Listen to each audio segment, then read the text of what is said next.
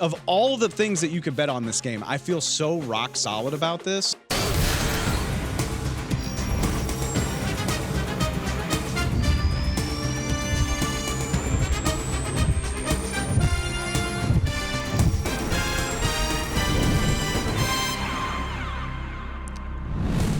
Welcome into the NFL on Fox podcast presented by Verizon. I am Dave Helman. Super Bowl week rolls on, and I am particularly excited for today's show because I've got some company here in the studio with me. I spent a lot of time here by myself. That is not the case today. It's a Super Bowl in Las Vegas. Of course, there's a gambling element to this, and who better to help me go through it all than the guys, our friends from the Bear Bets podcast, Chris, the Bear, Fallica, and Geoff Schwartz joining me in studio today. Guys, thank you.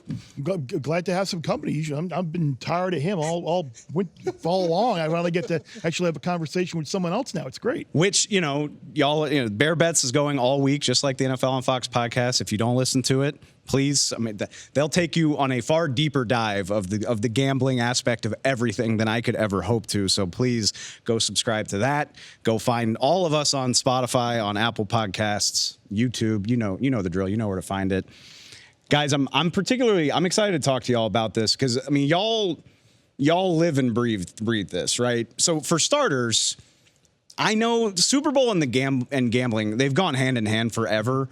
But does it feel any way surreal to y'all to see a Super Bowl happening basically on the Las Vegas Strip? It just feels very symbolic of the way the league has kind of embraced gambling here over the last few years. I'm stunned. There are people, longtime Vegas residents, longtime people who have covered the gambling industry, certainly in that city, that never, ever, ever thought that they would see this day. And to have a professional team there, an NHL team there, got a baseball team there, and now the Super Bowl and the NFL. We've known the NFL stance on gambling for a long time, and now the partners, the fact that the biggest game is in that city, I think it goes to show how the emotions and everything has kind of turned, and viewpoints have turned, and as we get more educated and we kind of see the acceptance not only in this country but around the world. So it's great. I think it was less than 10 years ago now when the NFL was upset that Tony Romo was hosting did a fantasy football convention. That's right. For like $1,000 prize or whatever it was in Vegas. And that was what, 2015? Something like that, yeah. And now we have the Super Bowl in Las Vegas. So clearly they've gone over it, the partnerships with the gambling companies and the wagering companies. And, look, this is what the world is now, right? It's what the country is. Where a lot of states are legalizing it now, even more. My home state's doing it in March. You have to embrace it, and the NFL is doing it. It's so glad you said that about the Tony Romo thing from about 10 years ago. I remember my former job, when this is probably around 10 years ago, maybe or so as well, when we were talking about Super Bowl odds or odds to win, whatever award, you couldn't say Super Bowl. You couldn't have team logos. If you wanted the odds to win Pro Football Championship is what you used to have to put the big game on a graphic, and it was it would be New York -N, and it would be like a blue color swatch with the red striper, New York -A, and it would be a green spot. Well, to be fair, New York -A didn't actually happen. New York -A hasn't been close, and it will never happen. But right. you couldn't put Patriots. You had to put New England or Philadelphia. Team logos, team nicknames weren't even allowed. So and here we are now. It's great to go. 10 short years. Yep. And you can see the Strip from Allegiant Stadium. I can't get over that. It's going to be so cool to see on Sunday. The other aspect of this, and I'm curious for y'all's perspective. Again, y'all live and breathe this. And I can talk gambling well enough to hold a conversation. I certainly can't hope to keep pace with you guys. And that's what I think is so funny. The Super Bowl reminds me of March Madness in a way, because when March Madness rolls around, it doesn't matter if you've seen a minute of college basketball, right? Everybody's got a bracket. Yep. Everybody's an expert on which 4 seed is going to get upset. It feels that way for the Super Bowl too, where no matter how much you know about gambling, everybody's in a squares league. Everybody's got the prop bet going. Is it frustrating or fun for y'all as guys who live this to kind of be swept up in that? It's fun. It's accepted now, obviously, right? It's fun that people seek out the advice because they are gambling as well.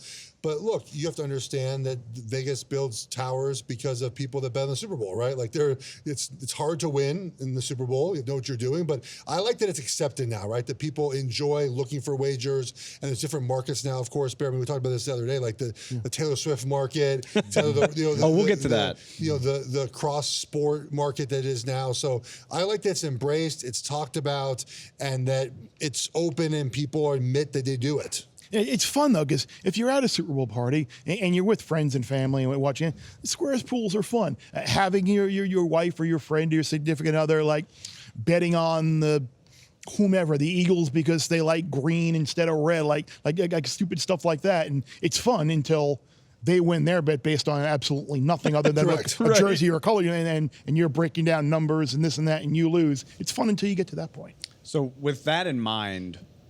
And again, please go find the Bear Bets podcast. I mean, they can break down good bets, ideas for we try. However deep you want to get with it. But if you're just an NFL fan listening to this, do y'all have what's your advice for like a strategy for betting the Super Bowl? Like, is it as general as picking the winner, or like do you start with prop bets? Like, what would be a strategy for somebody that's trying to get some action for Sunday? Wager on everything. No. Look, clear positive EV right there. Yeah, look, obviously the number one thing, the disclaimer is you only wager as much as you can afford to lose, essentially. So let's start with that, okay?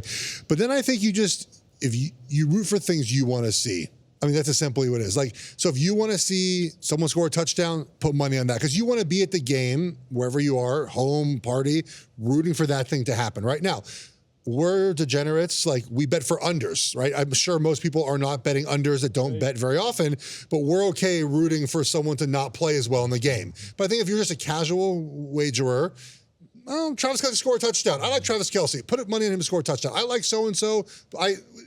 To me, that's what you keep it simple that way. If you want to get creative with it, you can certainly listen to our podcast. We'll tell you what we think. But that's the way I would do it if you're casual. You bet on, I like Usher. I'll put on some money on him some halftime thing to do. Or I like Taylor Swift. That's, I think, you do it if you're a casual wager. Yeah, I think Geoff hit on it with the props. And it's something that it seems simple and elementary, rudimentary, but a lot of times you don't see people do it. Like if you're a prop bettor and you want to bet overs, bet early. Yes. Because a lot of people, public, they want to see whomever have a big game. They want to see points. All those numbers will typically move up throughout the week. So what you see a lot of professional bettors do is they will wait until later in the week when these numbers have been, say, you've had I'm just throwing a random, a Christian McCaffrey rushing yardage prop at, maybe it opened up at 88 or 89, and now it's going to be bet up to 96, 97, maybe in some spots. The professional bettors will come in and pick off the 97 or 96 and go under, getting the value there. So the professional bettors would tend to wait until later when they get maybe what they perceive as value on a number where they can go over after a lot of people have bet the overs up. Totally, it's terrifying to think of the amount of thought that goes into this. I did, and this is my own elementary question. I'm curious about the spread for a game like this. It's hovering. It's less than 3 points right now. You see it between 1.5 and 2.5, depending. If you're just trying to bet that and knowing, I looked this up. I mean, only one Super Bowl has been decided by less than a field goal in history. And I think 10% of regular season games this year have been decided by less than a field goal. When you're measuring all that out, Chiefs +2, +2.5, is it worth it to make a spread bet, or are you safer going with the money line? Like, what's your thought process there? I like it in a game like this with the number sitting at 2. Now, the odds of a game landing on 1 are very slim. The odds of landing on 2 now with the 2-point conversion are a little bit better, but I would rather just pay the tax and lay 125 or something on the money line with San Francisco. The favorite, I'm just going to pick the winner. If it lands on 1, lands on 2, I win, and I'm not going to worry about any 2-point conversions or whatever late. But if I like the underdog, typically what I'll do is I will just take the points. That way, if they don't win outright and they happen to lose by 1 or 2, I'll just have a little bit of insurance. Occasionally what I'll do is I'll play the full unit on the underdog. If I like the Chiefs, I'll take the Chiefs +2, and then I'll maybe play another half a unit or whatever on the money line at what +110 or whatever it would be. But if I like the favorite, I'm just going to pay the tax on the favorite to win the game. Have you, and I've been listening to Bear Bets. I know you're hot on the 49ers. I do like the Niners, yeah.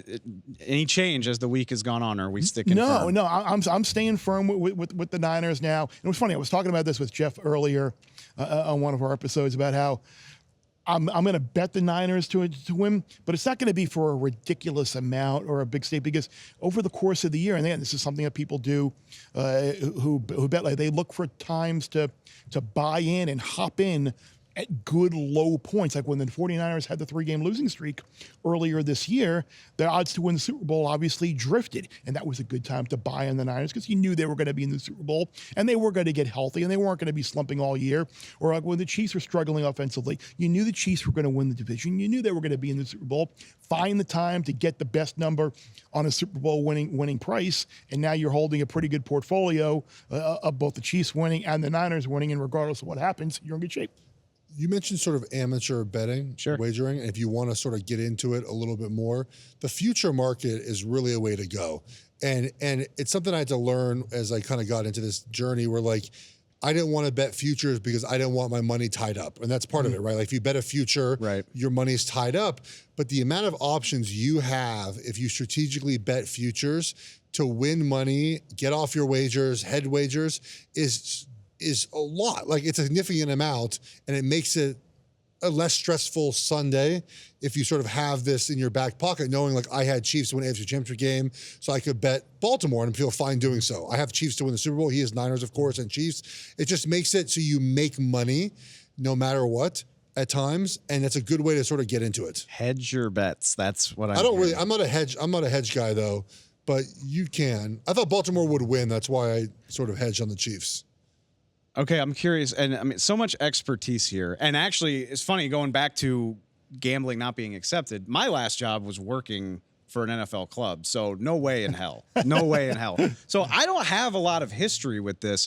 I'm curious if either of y'all has like a great story from your time doing this of gambling on the Super Bowl specifically. Yeah. The Titans-Rams Super Bowl, which I was working.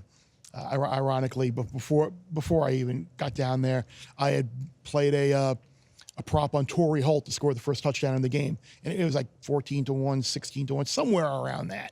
And I was actually watching the game with Steve Young as it was going on, and I was talking about this, and one of my other buddies was in there who knew. He's like, and he like overheard, and he's like, so you can.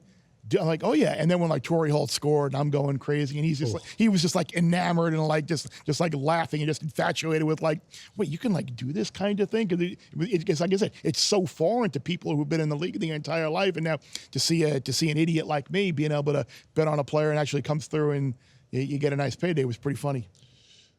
I've only been wagering a couple of years since I obviously retired from football. It wasn't legal, and we didn't have it in states, and I obviously didn't wager when I played. So I don't have a great one other than just like sitting there on Super Bowl Sunday with a note card with all my wagers and like a pencil and trying to figure out like it's a different way to watch a football game, right? Where you're rooting for a team, presumably, or not, but you're just rooting for your wagers. You're sitting there rooting for your wagers, and it's a different way to watch the games on Sunday. Okay, now this next part of the show, I'm going to steal y'all's job for a minute. Okay. You're allowed to. I've got 3 bets on the game. Okay. And I'm just going to warn you now. I borrowed inspiration from both of you. Perfect. I just want to see, I'm going to give my best bets for the game, and y'all tell me if you think I'm smart, dumb, crazy, whatever. Let's start out with my number one. And this is, I feel so strongly about this, and I think, Jeff, you were similar on this, and that's my guy, Rashee Rice. I think you took the yards. I'm taking Rashee Rice over 6.5 receptions. I took both. You did? Okay. Yeah. It feels, of all the things that you could bet on this game, I feel so rock solid about this. Yeah. And I actually went back and looked at it. Since Thanksgiving, he's gone over that in 6 of 9 games. Like the Chiefs, halfway through the season, they figured out this is the only guy other than Travis that we can trust. We're going to feed him the ball. On top of that, they've averaged 3 and 4 targets, 3 targets behind the line of scrimmage per game over that stretch. and 4 targets per game within 5 yards of the line of scrimmage. So it's not even like Patrick Mahomes is targeting this guy deep down the field. I just feel so good that he's going to be a volume guy in this game.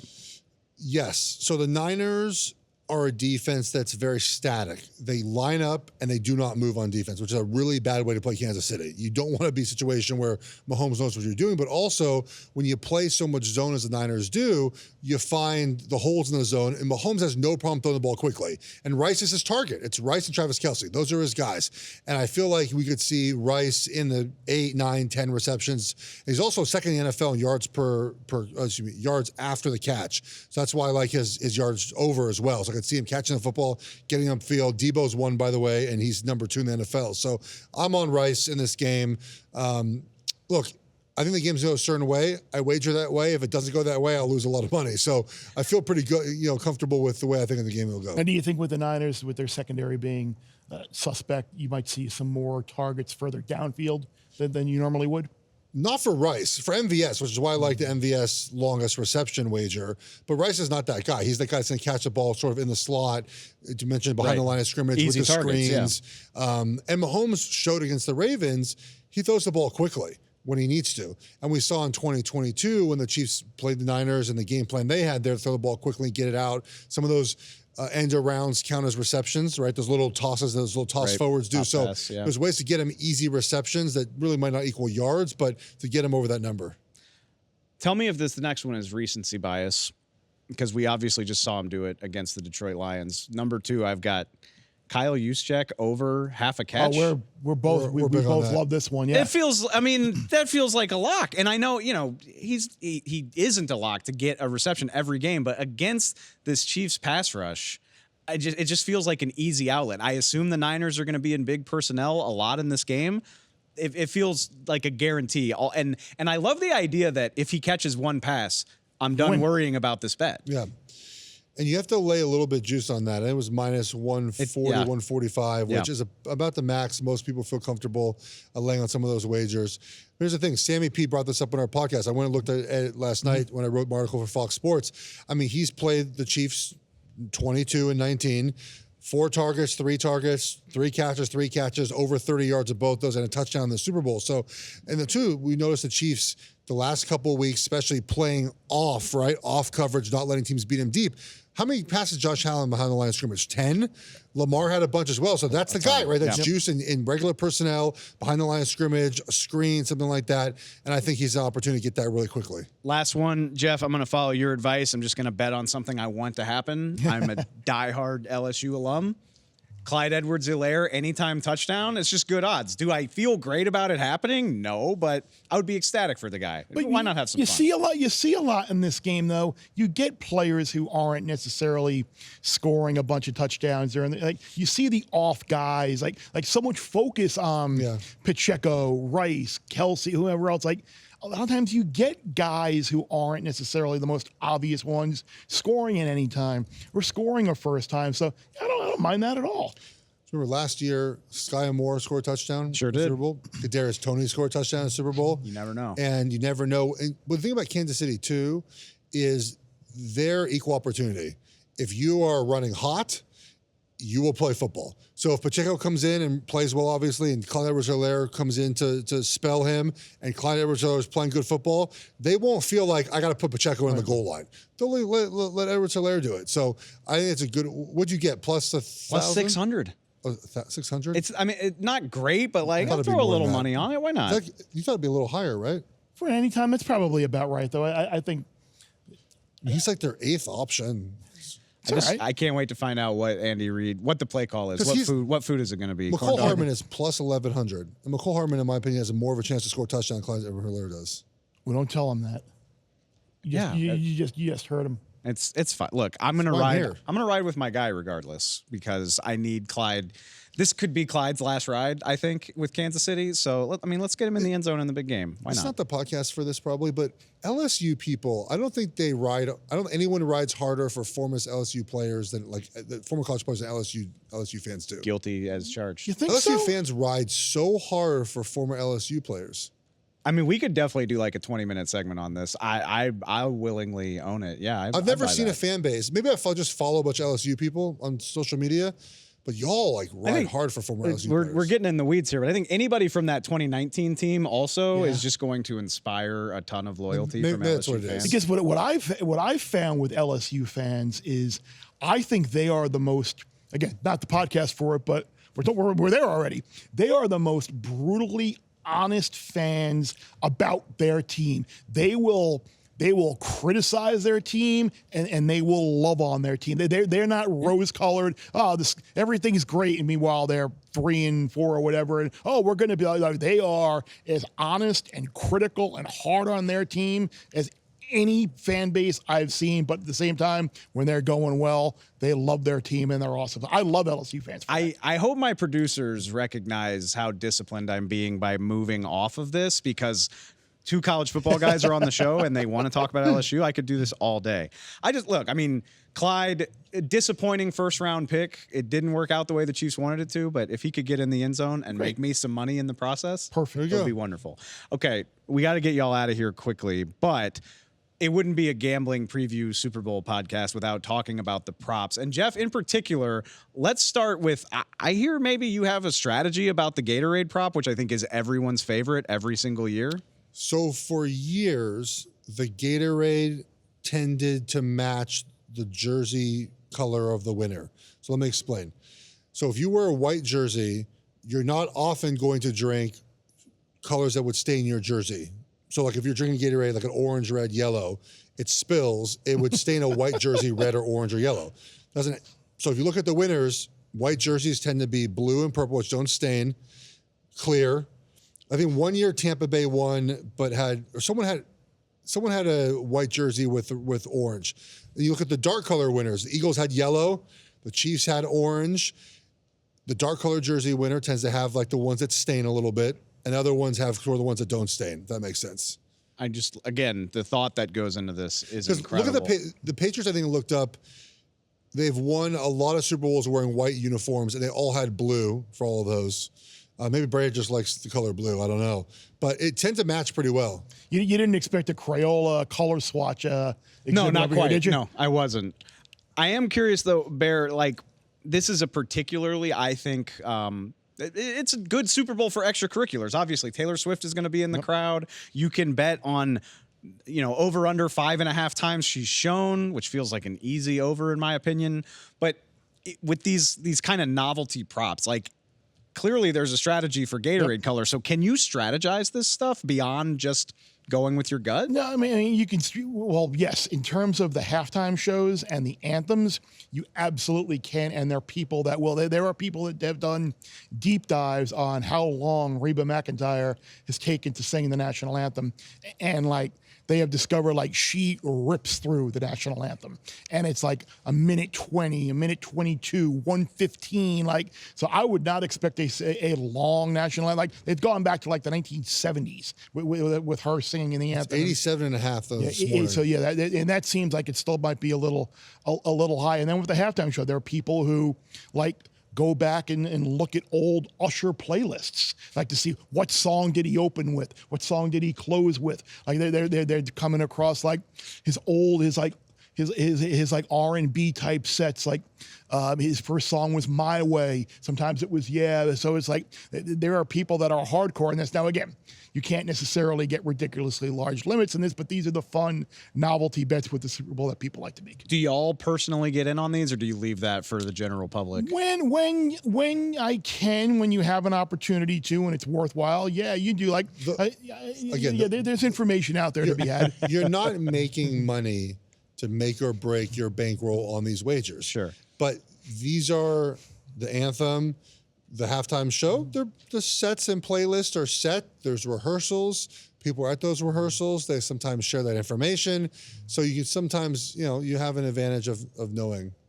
Why not throw a few dollars on every time they show Taylor Swift? That's good for your bottom line. I just think it's and there was an NFL director out there who even said like she would be a gift from the gods for a game producer. 5.5 feels low. 5.5 feels low. I agree. You're going to get the one like gratuitous shot like right off the bat, and then you figure when the Chiefs score, regardless, you're going to get a shot of her. When Kelsey makes a big play, you're going to get a shot of her. If they win, like 5.5 seems low. They've been disciplined this whole time. You know, you hear like, oh, it's only 30 seconds a game. It's the Super Bowl. This is the game. No holding back now. Go for the gusto. All right. I'm saying, what if she's not like in the front of the suite though? Like she's like, no. She'll be. I heard there's 165 cameras televising this game. She's going to have 3 on her no matter where she is, if I had to guess. All right. I'm having so much fun, but we do have to get y'all out of here. Before we do that, I would love your best bets. One from each of you, just the ones you feel best about heading into Chiefs Niners. Yeah, I like it. It's a little odd. There's a time of possession prop out there, like which team will have the greater time of possession. And I like the Niners in this game because to have the greater time of possession. I think their game plan, I think you're going to see more runs, potentially fewer incomplete passes, to potentially keep that defense on Patrick Mahomes off the field. So I think the way Kyle's going to call that game, I think the Niners will have a lot of clock, eat some things that. Whereas with the Chiefs, they've had problems at times this year holding on to the ball. They went 3 and out a bunch in that second half against the Ravens last week and didn't necessarily hold on to the ball. So I think whether the Niners win or not that doesn't matter here at all. But I do think I expect the Niners to have a pretty significant time of possession advantage here. I have Kyle Juszczyk over 3.5 receiving yards. Same. Yeah. Okay. That's one of my best bets. I think if you look at the way the Chiefs play defense, coupled with how many times he's been on the field, the Chiefs, by the way, do not. Their defense is not terribly good against 21 personnel runs, 12 personnel runs. So, I mean, Juszczyk will be on the field, I think, a good amount in this game. And so, I think the opportunity to get him underneath, Brock Purdy get the ball out quickly, and just one catch, essentially. I mean, one catch is probably what I need for this wager. So, that one I like a lot. If you're into this isn't even the tip of the iceberg. If you want to get deeper into the strategy of all this, good advice for betting, how you can make a little extra money in addition to enjoying the game, Bear Bets is recording all week, just like us. They've got an episode every day this week leading up to the Super Bowl. Go get you some insight. Guys, I appreciate it so much. I hope you enjoy the game. Absolutely. Anytime. That does it for today's show. Again, we're here all week, though. We got so much more coming, more episodes through the rest of the week leading up to the Super Bowl, and we will be here to recap it afterward as well. It's the best week of the year, guys. I appreciate it. As always, thanks to Geoff and Bear. We'll talk to y'all next time. Make sure you're following us on Spotify, Apple Podcast. Find the YouTube channel, wherever you get your podcasts, wherever you get your NFL news. We will be there, and I will talk to y'all real soon.